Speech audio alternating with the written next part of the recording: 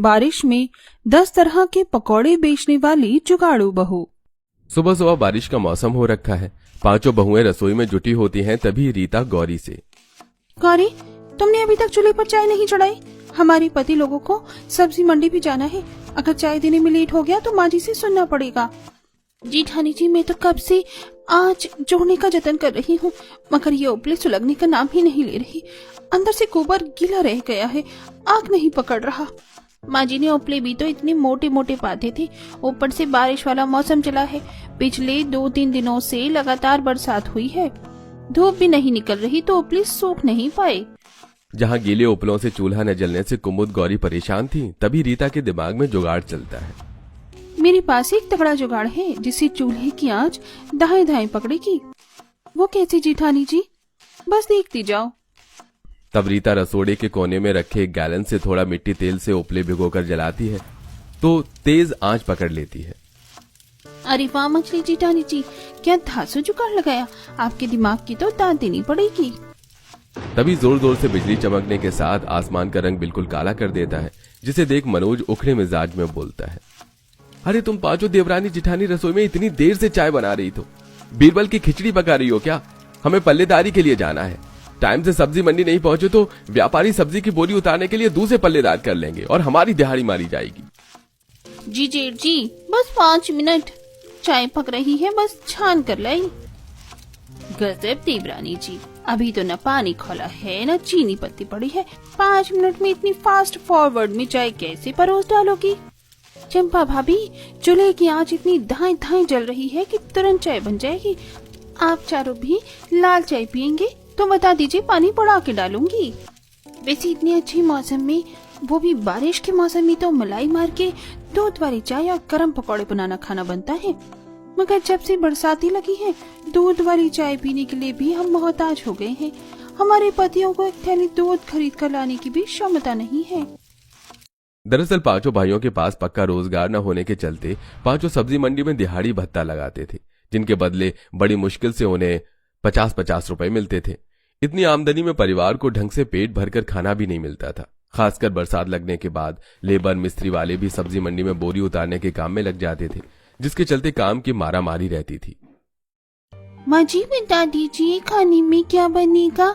अभी रात की भी बनाई दाल और 10-12 रोटी पड़ी हुई है। बहू, तुम पांचों रात के टाइम में इतना खाना बनाती ही किस लिए हो कि सवेरे बासा कोसा खाना पड़ता है? तुम्हें पता है तुम्हारे पति इस बारिश के मौसम में कैसे कमा कर ला रहे हैं? थोड़ा हिसाब किताब से बनाया करो। बचे हुए खाने के पीछे शोभा को गुस्सा करते देखकर कुमुद और गौरी अपनी बात रखती हैं। माँ जी, हमने तो गिनती की सबकी 2-2 रोटी बनाई थी, लेकिन दाल बनी देखकर सबने आधी रोटी खाकर छोड़ दी और बच्चों ने तो कल रात को खाया ही नहीं। बहू, डेली डेली एक ही तरह का दाल रोटी खा खाकर मन सा उग गया है। बारिश में तो चटक मटक पकौड़े और चाय अच्छी लगती है, लेकिन बेसन कड़वा तेल का रेट इतना तेज हो रखा है कि हम जैसे गरीबों के लिए पकौड़े बनाने के लिए सोचना पड़ता है। रात का बासी खाना ही गर्म कर दो, जब साथ जाए तभी टटका खाना बनाना।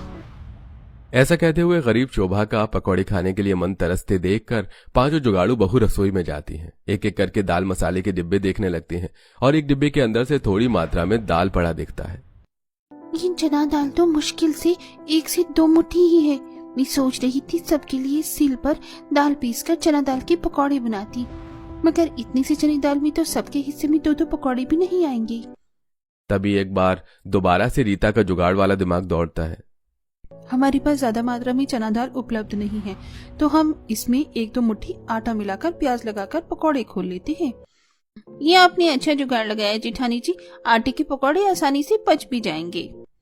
तब चंपा सिलबट्टे पर बारीक बारीक चना दाल पीस लेती है और कनस्तर में से थोड़ा आटा मिला देती है।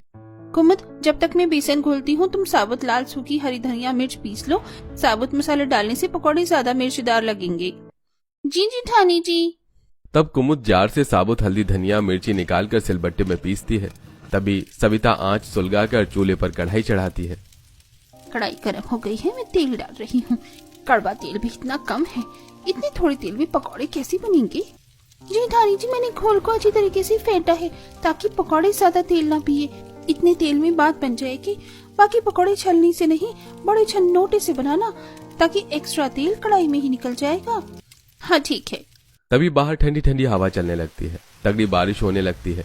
सविता सबके लिए गरम गरम पकौड़े सेकती है। वहीं पांचों भाई बारिश में भीगते हुए जब सब्जी मंडी पहुंचते हैं तो देखते हैं कि सेठ दूसरे लेबर से बोरी उतरवा रहा था और खुद बैठकर गरम गरम पकौड़े खा रहा था।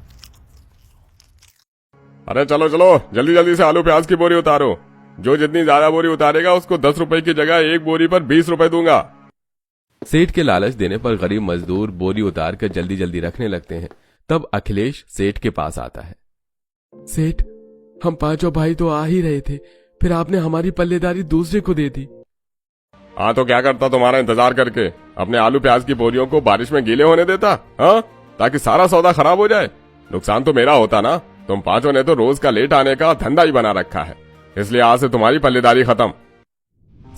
सेठ ऐसा मत करो, हम पांचों भाई बाल बच्चेदार हैं। साल भर से हम ही तुम्हारे आलू प्याज की बोरियां उतरवाते हैं और अब बरसात लगते ही तुम्हें सस्ते में लेबर मिल गया तो हमें निकाल रहे हो।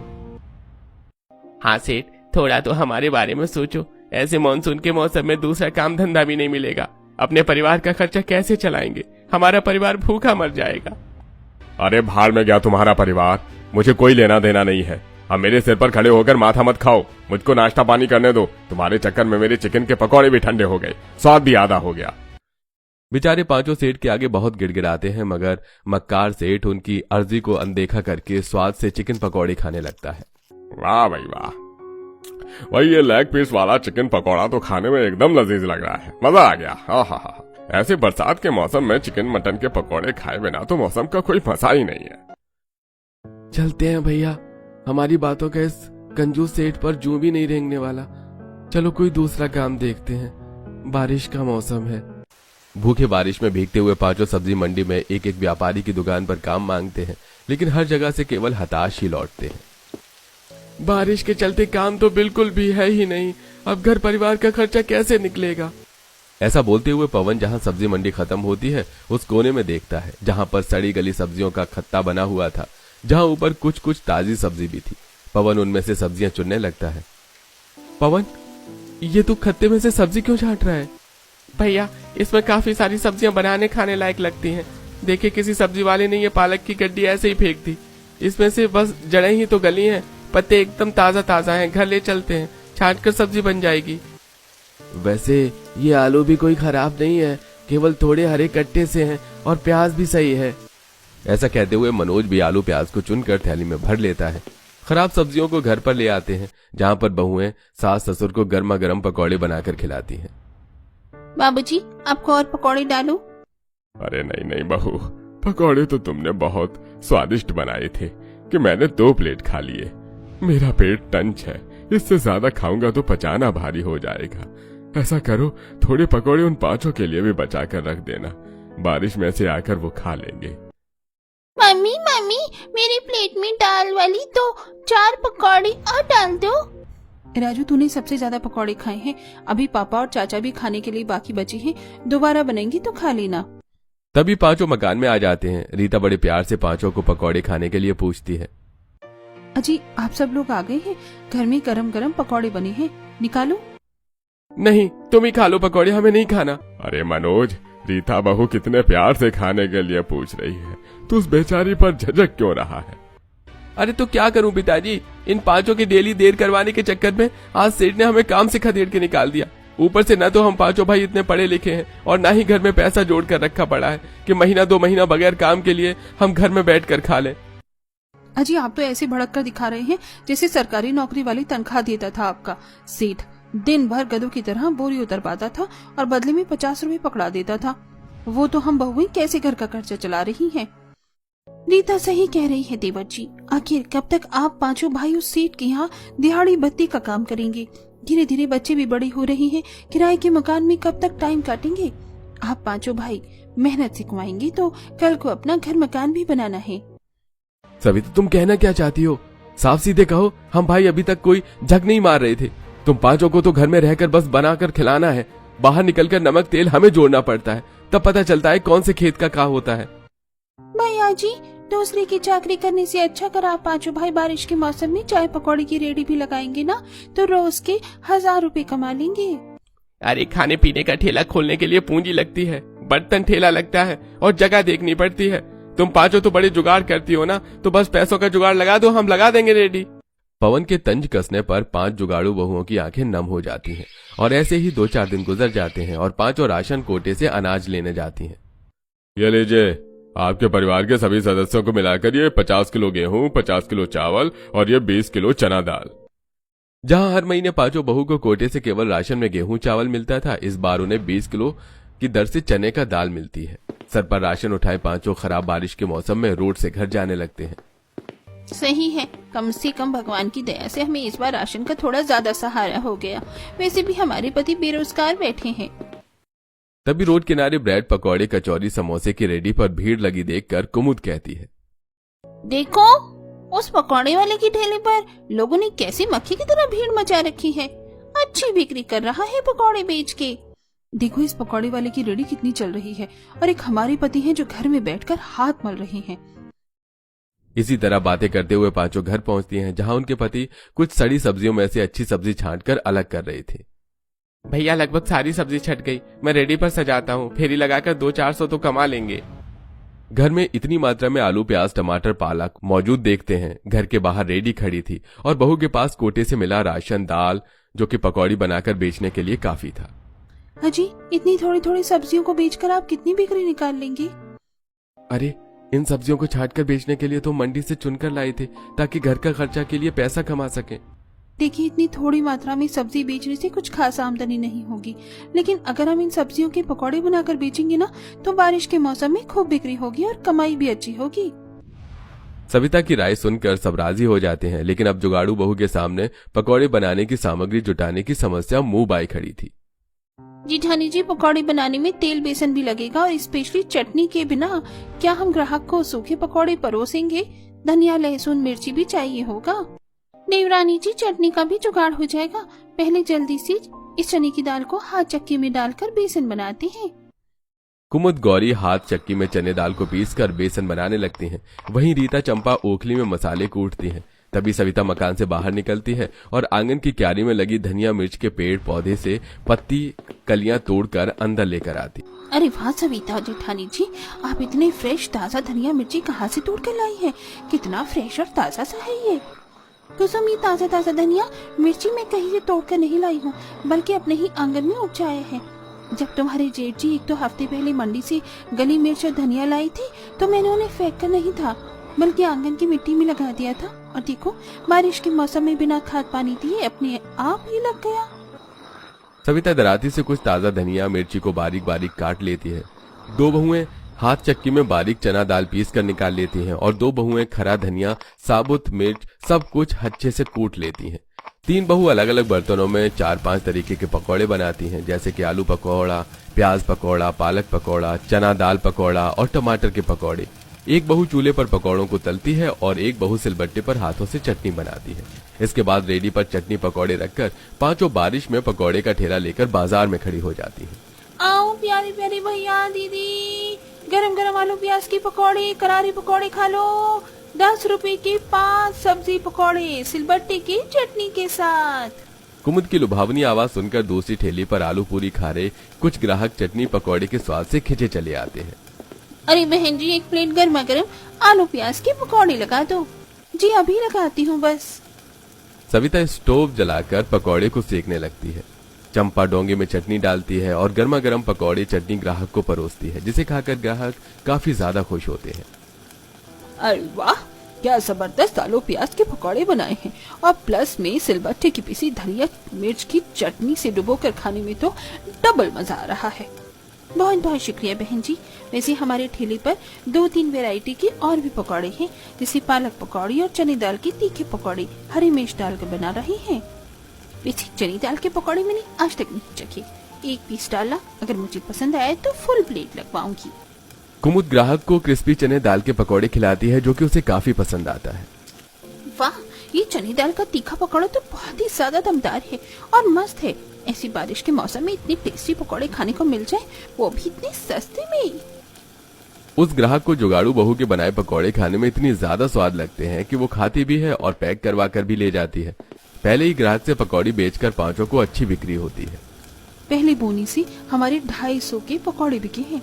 बस इसी तरह हमारे पकौड़े का कारोबार जम जाए तो अच्छी खासी आमदनी होगी। तभी हल्की हल्की बूंदाबांदी के साथ मौसम सुहाना हो जाता है, जिससे कि चटनी पकौड़े खाने के लिए काफी ज्यादा लोगों की भीड़ लग जाती है और देखते ही देखते उनके सारे पकौड़े बिक जाते हैं। वैसे पहले दिन की शुरुआत के अनुसार हमारी पकौड़ों की दुकानदारी ठीक ठाक रही है। कल से हम थोड़ा और जल्दी बाजार में आ जाएंगे क्योंकि बरसात वाला मौसम भी है। अगले दिन पांचों बहू दोबारा से संघर्ष करती हैं और पकौड़े बनाकर बेचती हैं। धीरे धीरे उनके चटक मटक पकौड़ी ग्राहकों की पहली पसंद बन जाती है, लेकिन उनमें से कुछ ऐसे ग्राहक भी हैं जो कि अलग वैरायटी के पकौड़े मांगते हैं। आइए आइए, सबसे स्वादिष्ट सबसे सस्ता सब्जी वाला पकौड़ा खाओ। मम्मी मम्मी देखो ना, उन पकौड़े वाली आंटी की ठेले पर से कितनी अच्छी खुशबू आ रही है। मुझे पनीर के पकौड़े खाने, चलो ना मम्मी। अच्छा ठीक है, ले चलती हूँ। वो औरत अपने बेटे को लेकर उनके रेडी पर आती है, जहाँ बच्चा पनीर वाले पकौड़े मांगता है। आंटी आंटी, मुझको गर्मा गर्म पनीर के पकौड़े खाने हैं। बहन जी फटाफट से मेरे बेटे के लिए 1 प्लेट पनीर वाले पकौड़े लगा दो। कस्टमर की पनीर के पकौड़ी की फरमाइश सुनकर सब एक दूसरे की शक्ल देखने लगती हैं। तभी सविता थोड़ा असहज होकर कहती है, बहन जी माफ कीजिएगा, हम पनीर के पकौड़े नहीं बेचती, केवल सब्जी के पकौड़े बेचती हैं। आलू, प्याज, गोभी, टमाटर और पालक, और बच्चों के लिए खास तौर पर ये पकौड़ी काफी ज्यादा हेल्दी है। ठीक है, फिर समय से मिक्स पकौड़े खिला दो। तब सविता सब में से थोड़ी थोड़ी पकौड़े सेकने लगती है। तभी मौसम एकदम काला कर देता है और देखते ही देखते मूसलाधार बारिश शुरू हो जाती है, जिसे ग्राहक भीगते हुए जाने लगते हैं। बेटा देखो कितनी तगड़ी बारिश हो रही है, घर चलो, मैं ऑनलाइन ऑर्डर करके पकौड़े मंगा दूंगी। ग्राहक बगैर बोले चले जाते हैं। सविता दुखी होकर, आज बारिश के चलते हमारी पूरी की पूरी दुकानदारी खराब हो गई। अगर हमारे पास पनीर के पकौड़े होते तो अभी थोड़ी और बिक्री होती। पर जेठानी जी, पनीर का भाव भी इतना महंगा है, ग्राहक को सस्ते में पकौड़े खाने हैं। अगर हम थोड़ा रेट बढ़ाकर बेचेंगे तो भी लोग ताज़ा पकौड़े खाने पर खर्च करेंगे। बाकी बहू चंपा के तर्क से सहमत होती हैं। तभी कुमुद को जुगाड़ आता है। जरूर थोड़ी है कि हम पनीर खरीद कर पकौड़े बनाएंगे, हम घर पर भी तो बना सकते हैं। घर लौटते टाइम ही दूध ले चलेंगे। बारिश के कारण थोड़ी बहुत दुकानदारी करके ही बचे हुए सौदे के साथ घर आती हैं और बड़े से परात में पनीर जमाती हैं, जिसे अगले दिन वो पनीर के पकौड़े बनाकर बेचती हैं। अगले दिन वही ग्राहक सब्जी खरीदकर बाजार से जा रही होती है तो सविता टोकती है, बहन जी देखिए, आज हमने पनीर के पकौड़े भी बनाए हैं, खरीदेंगी नहीं? अरे बिल्कुल, वैसे तुम पांचों बहुत ही साफ सफाई से पकौड़े बनाती हो, तुम पनीर वाले पकौड़े पैक कर दो। तब सविता पकौड़े पैक करके देती है। जिस दिन बारिश का खुला मौसम होता है उस दिन तो पकौड़े बेचकर उनकी अच्छी खासी आमदनी होती है, लेकिन कभी कभी की मूसलाधार बारिश में दुकानदारी मर जाती। पर अब धीरे धीरे उनके पकौड़े का ठेला बाजार में काफी अच्छा जम जाता है। फिर एक दिन एक चिकन पकौड़े वाले से एक ग्राहक की लड़ाई हो जाती है। अरे भैया, चिकन पकौड़े में से बांस मार रहा है, बासी पकौड़े गरम करके खिला दिया है, मैं पैसे नहीं दूंगा। अरे अच्छा दी, खाते टाइम तो भर भर कर पकौड़ी खा डाली और अब स्वाद खराब लग रहा है, चुपचाप से पैसे निकालो, समझे? तभी ग्राहक उल्टी कर देता है और उसकी तबीयत खराब हो जाती है, जिसे देखकर पांचों जुगाड़ू बहुत जुट जाती हैं। भाई साहब आप ठीक तो है? अरे आ गई तुम पांचों मेरा ग्राहक मारने, चलो फूटो यहाँ से, वरना मुझसे बुरा कोई नहीं होगा। एक तो तुम भोले ग्राहकों को घटिया सस्ते डालडे में पकौड़े तल कर खिलाते हो और उस पर भी कई दिन पुराना बासा चिकन का पकौड़ा खिलाते हो। हमें लगा था तुम सुधर जाओगे, लेकिन तुम नहीं सुधरोगे। पांचों बहू से चिकन पकौड़े वाली की मिलावटी और बासी पकौड़े बेचने की पोल पट्टी खोल देती हैं, जिससे कि ग्राहक बाजार में से उनकी दुकान हटवा देते हैं। अब पांचों बहू सब्जी पनीर के पकौड़े के साथ साथ चिकन अंडा के पकौड़े भी बनाकर बेचने लगती हैं और इस तरह बारिश में 10 तरह के पकौड़े बेचकर पांचों बहू खूब मशहूर होती हैं और बहुत जल्द किराए के मकान से जमीन खरीद कर जड़ से अपना पक्का मकान बनवाती हैं।